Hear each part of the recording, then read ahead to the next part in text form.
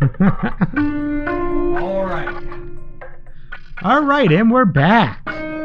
Episode 8 of Demons Within Podcast. Letting go. Yeah, today we're talking about letting go, people. Letting go is a crucial practice Indeed it for is. a fulfilling and happy life. So how you doing? Anything new? No, everything's good. Everything's good. How about you, Greg? Yeah, everything's really good. So actually, I was funny. I was just looking. I was on old Amazon. Tomorrow's Prime Day. I don't know if you heard the news. Oh. If you heard the big news, tomorrow's Prime Day. But I was looking at bidets. You know what a bidet is, Peter? No clue. A bidet is one of those things that you put it on your toilet, and then when you're done going to the bathroom, it sprays water in. Oh. It cleans you up real nice. And you have one of them? No, I don't, but I want to get one. Oh, okay. The fact is, I think of like all products on the market, it's the one product I've heard that when people use it, it's got a 100% success rate of people never going back. And it's like, it makes sense. It's like, think of all the amazing innovations and inventions that we've had in all aspects of life, from smartphones to even like Spotify. I mean, think about back in the day, you had to buy CDs. No one needs CDs anymore. And like for that type of stuff, for the bathroom antics, we still use paper. We still manually use paper and just wipe away and dig in. And like, it's kind of disgusting. And I really started thinking about it. My uncle has one, and I as you know, like a week ago, I had to get a colonoscopy. Yeah. Because I'm younger than the normal recommended age, but because I have a family history of some problems down there, me and my brother and sister have to get them in our mid-30s. And I finally got it, and I think the prep, I can only describe it as exhilarating. It was unbelievable because you don't eat anything, and they want you to be spotless down there.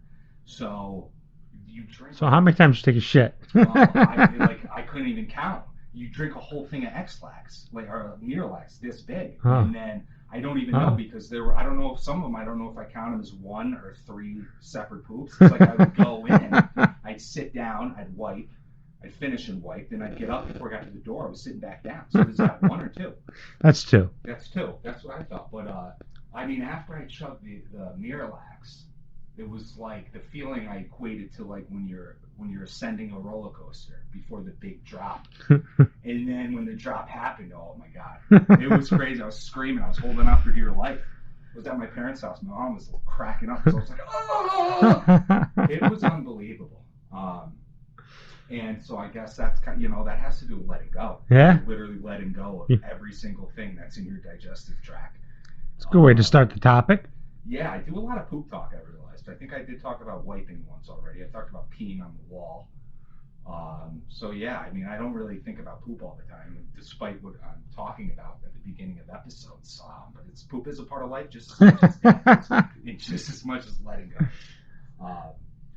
So anyways. Talk about the baboon mill. Yeah, so this is incredible. So letting go is, when we talk about letting go, we're talking about letting go of anger, letting go of expectations, letting go of attachments, because letting go sometimes is the only way out. Facts. So this story, I don't believe in coincidences. I know you don't either. No, not anymore. Yeah, and so the one area of my life, I kind of, like 95% of my life, I think I practice what I preach very well, but I'm still dealing with letting go of certain things. So I was watching this interview, and of all people, Dave Chappelle was the first person I heard this story from. And then I was like, wow, that's so profound. And it's something I need work on. And then 2 days later, I was reading this book by Deepak Chopra.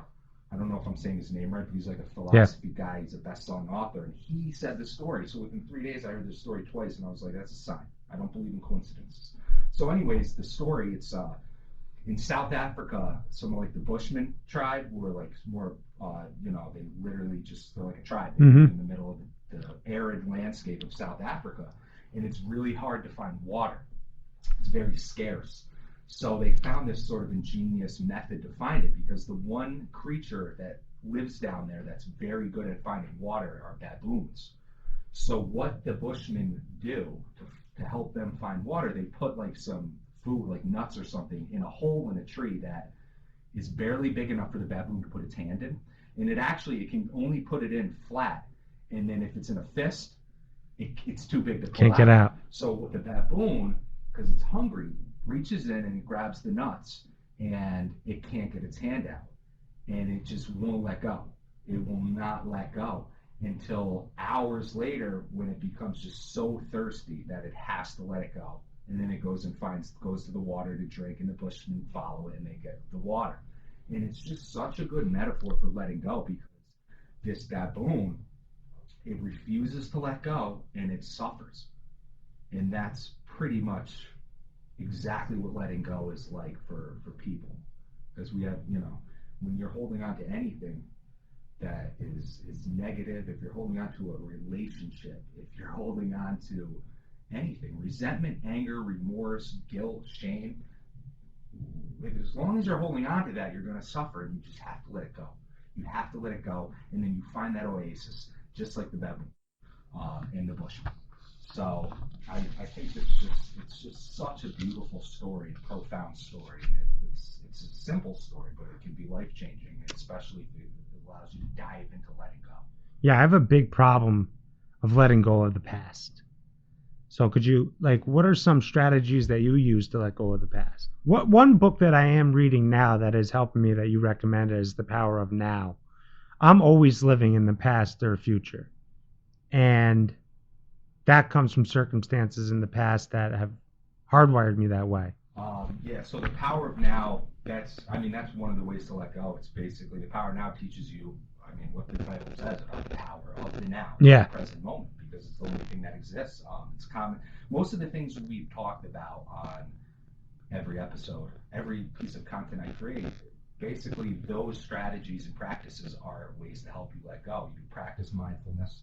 And you just kind of realize that the truth is you don't really like possess anything. You sort of everything's borrowed. Yeah. So if you realize when you're letting go, you're not actually letting go of a piece of yourself. You're just letting go of something that was a part of your life at one time, but it's not anymore. And it could be anything. It could be emotions, feelings, people, places, things. But the truth is, what you need to get to a point where everything that you need is within you. We live in a time where the basic necessities of survival are easy to get. It's not like the Bushmen who literally need to use baboons and trickery to find water. We just literally turn a faucet on. We don't even need to turn a faucet on. We can buy water bottles from stores. So like these basic human needs, we no longer are like struggling to get, for the most part, at least in America. Yeah. I know there's parts of the world that do struggle with that stuff, but as far as like us, we don't need that. So really everything we truly need is within.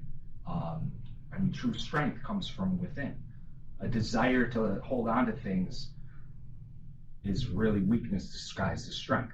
Mm-hmm. A desire to appear strong to others is weakness disguised as strength. Yeah. You shouldn't care. You should just let go of all these desires, these wants. I think a big part of me that made me that when I was drinking, it was mainly because I wasn't letting go of things that happened in the past. I kept holding on to them I still do, and I'm still learning. Like I said, through the book, The Power of Now, I'm still learning to live in the present moment. But I can tell you my biggest downfall has been not letting go. Letting go has affected me pretty much my entire life. I think one of the reasons I became an alcoholic is because I could not let go of the past. There were certain situations that I had to deal with, and I wasn't. I was holding on to them. And really, actually reading this book now, The Power of Now, is starting to make me realize that you have to be in the present moment. Yeah. Right?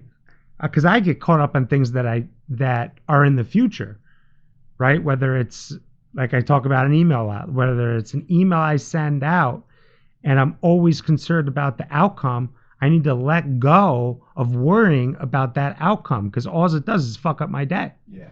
And that's very crucial for letting go. It's called I think outcome independence, Yeah. and you basically let go of expectations and let go of expecting the outcome to But be a certain way. is there any other way to do that than the power of now?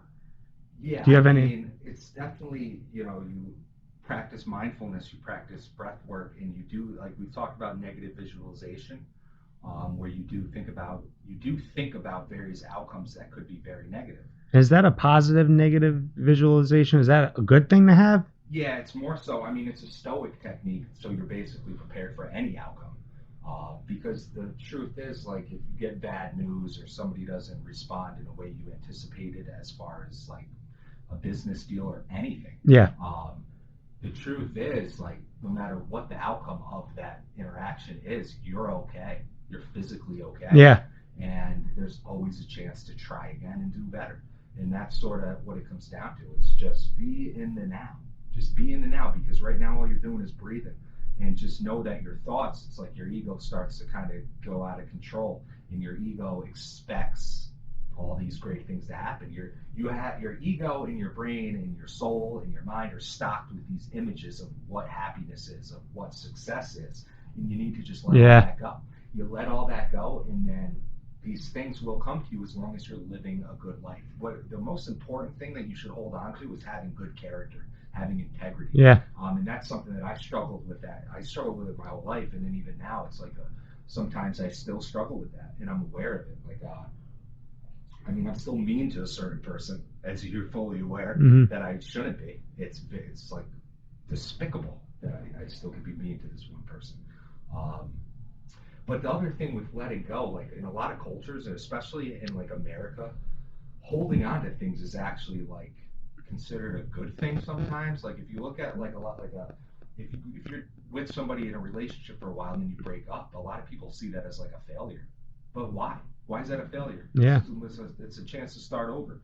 Same with like a lot of people, you're in a high paying job but you're miserable. Why are you holding on to that job? Because if you just quit, it's seen as a failure. Yeah. But that's not true. That's a great point. Letting go is just such a crucial aspect of life. Yeah. And one thing I would say that I don't do and I could is people our age, most of them are married, have children, and I could be envious of that, but I don't care. I don't care. Yeah. I just feel happy for these people. Yeah, I feel happy for them. Yeah, well, that's the thing too. Like I know we've touched on in past episodes how now a lot of people from our past that are good people are coming back into our lives to a degree. And it's funny though, because every single one, it's like all babies and wives. Whenever I talk to them, it's babies and wives, and then my old boys. Yeah. What I was getting to is that the problem is all internal with me. Yeah. It has nothing to do with the outside world. I am consistently living in the past and in the future. And again, I'll bring up the power of now. I realized by reading that book that that's how I've been living my entire life. So I never been present? Very possible.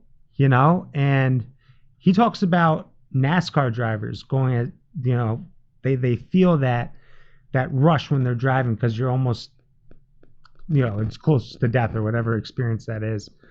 And they talk about how marvelous that feeling is.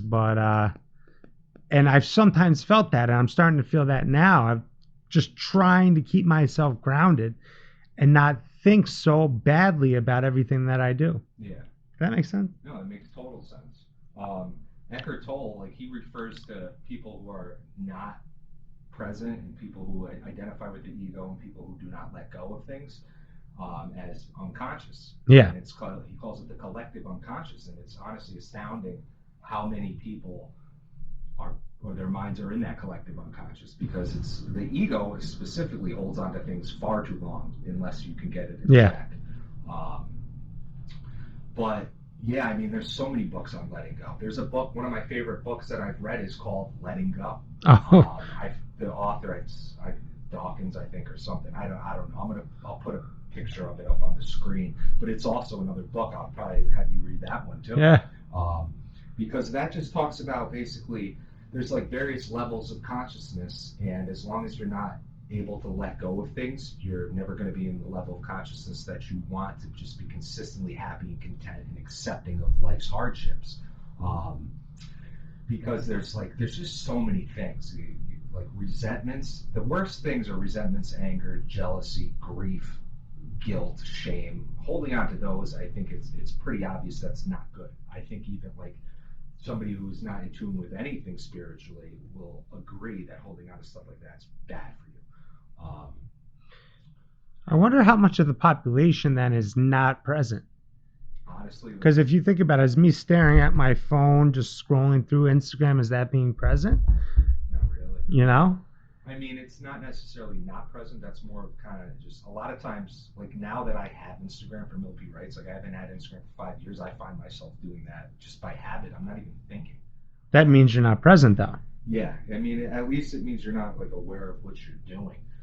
Um, but I would say the vast majority of people generally don't live in the now. They are Don't worry, I'm always, with you. I'm with you on and I this. still am at times.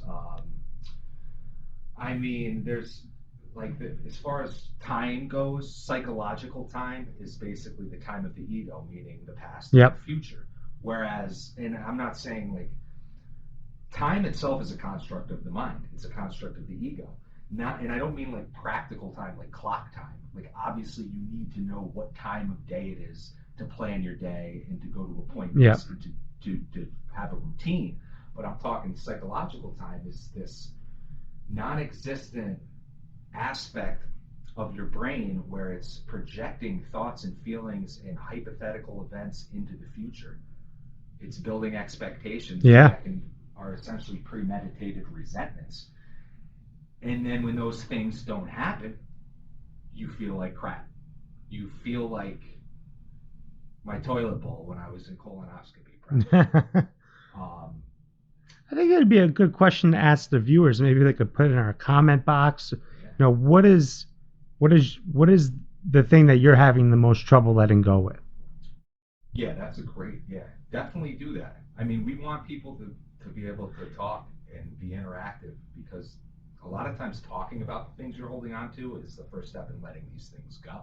And I talk about it all the 100%. time. I talk about for me in that, I promise I wouldn't talk about my last relationship, and I'm not going to go into detail.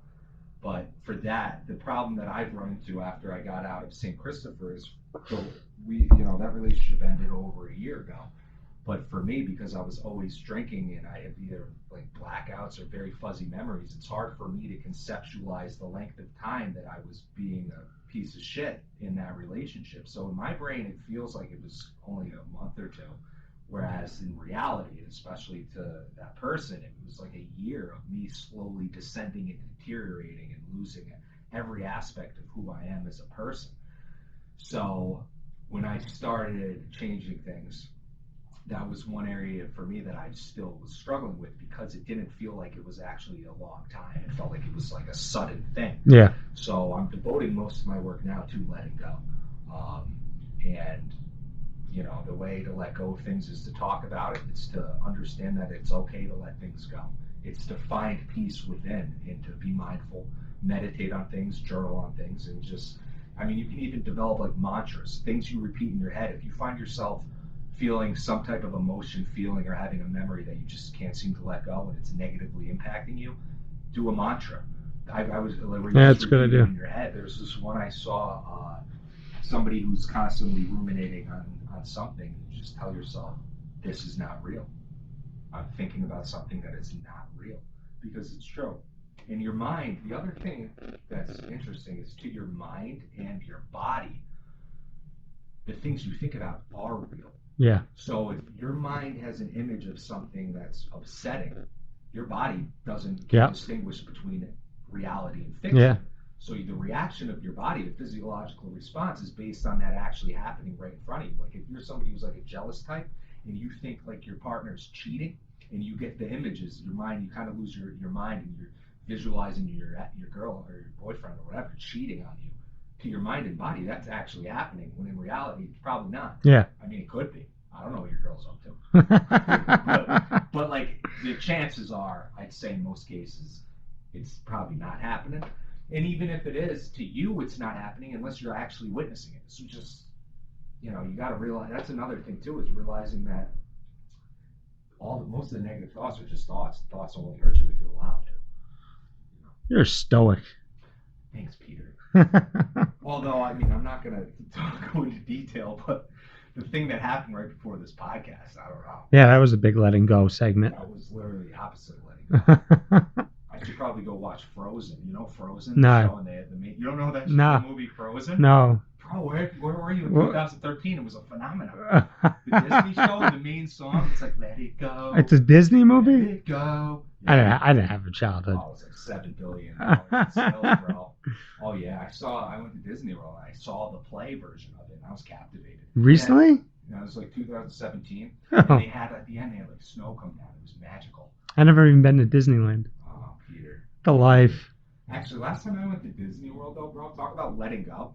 It's like let go of all the dumb shit at Disney World. It's just kids screaming. It's people dressed up like hounding you. It's crowds. You would hate Disney World.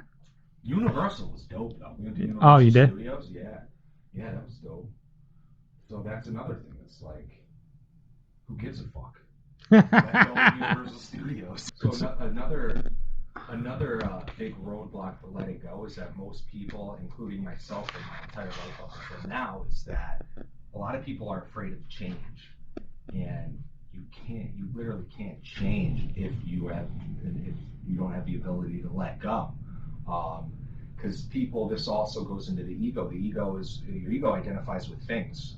Like you find fulfillment through external sources, through things, through money. That's definitely me. And those are all good things. Like, don't get me wrong, like everyone wants that and you need it to a degree, but you have to sort of accept that change isn't a bad thing.